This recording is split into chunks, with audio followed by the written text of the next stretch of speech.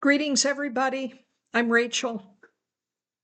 I'm here to continue this thread talking about what is going on in the United States and around the world. I want to talk about oppression of people because of their culture or their race. Oppression of any kind causes deep, indelible wounds in individuals. It causes wounds in communities. It causes wounds in nations. And it wounds us together as humanity because everything is interconnected through this vibrational holographic matrix. We are one. What harms another harms the whole. What harms us harms our family. Judith Lewis Herman, the very famous psychiatrist who wrote the seminal book Trauma and Recovery back in the late 80s. I think it was published in the late 80s. She talked about the dialectic of trauma, that perpetrators who hurt others also hurt themselves. And thus the cycle continues, and it can continue generation after generation. The ripple effect of trauma from slavery in the United States has been deep and profound and still exists within the vibrational frequency of our collective, of our nation.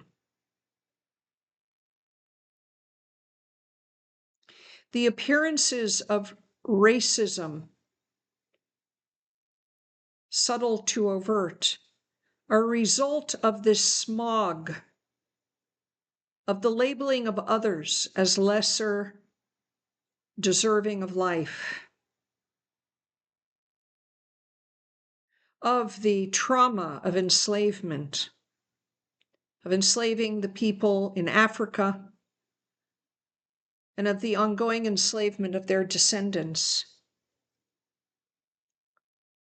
Sometimes when I have an African American client come to me and I do something called tracking energy, and in addition to whatever the trauma is in their personal lives, sometimes it will link into the trauma experienced by their ancestors in enslavement. And so when I'm doing the healing, I'm actually extracting that in addition to the interlinking to their personal trauma. The same is true for any of us. I've had white clients who, when I track down into their trauma, I see, for instance, particularly for people who have healing gifts, and I go tracking down into the traumas in this life that have created a fear they carry about coming out as a healer and with their spiritual beliefs. And then all of a sudden, I'm led back many, many, many generations into the past. And there I am finding a similar trajectory of the oppression and killing of medicine people, healers on the European continent. It has been everywhere, all over the world. For some, it's not that far back generationally, maybe 1, 2, 3 generations back.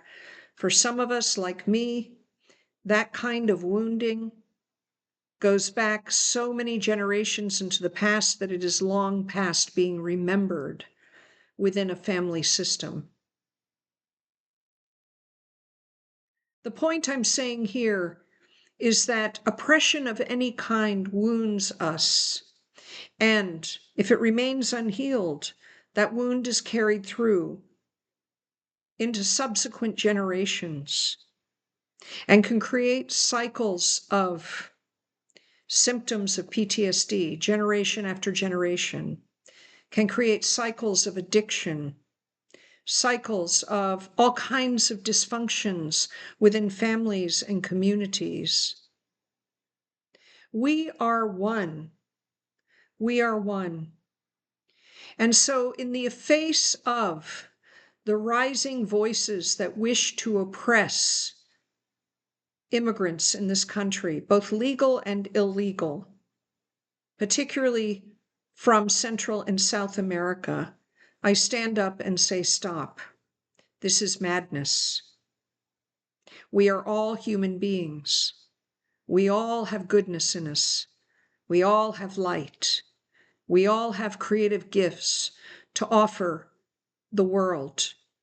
We are the same. Stand in that truth, and that will begin to heal not only your ancestors, heal your neighbors, your family, but heal future generations.